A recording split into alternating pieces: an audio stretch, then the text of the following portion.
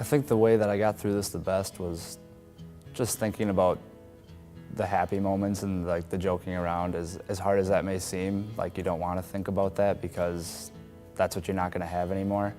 It still helped me a lot because being able to remember that and that when he was here, I did have a good time with him and he was a good friend of mine. And I know I'm going to miss him, but I'll always have that with him.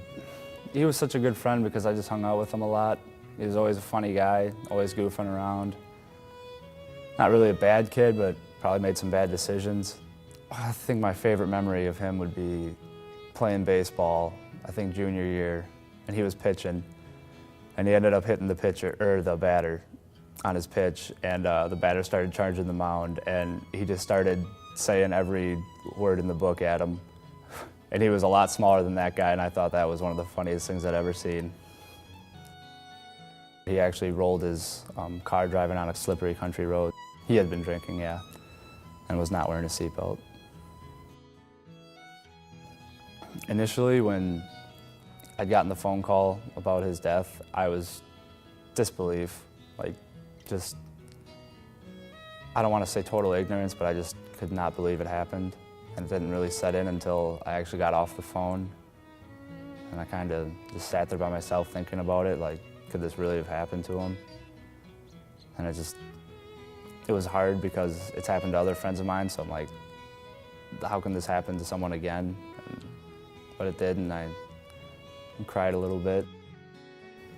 It just seems not fair that I'd lose my friend to drinking and driving. I mean, he was underage and didn't have a seatbelt on, and I felt this way before drinking and driving, and I feel this way after it. There's just no sense to it. You rob yourself of your own life, and you risk others' lives, and you hurt the ones around you, your friends and your family. And I'm not confident that he's in heaven. And that's hard.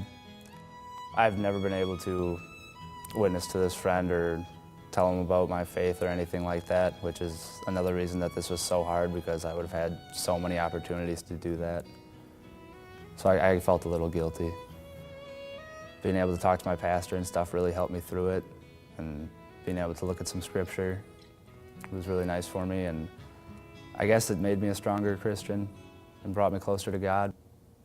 I try to be more aware of what everyone else is doing and try to help them and try to like put my hand in their lives from the faith perspective, and just realize that it's not a free ticket and you got to be a little bit more careful.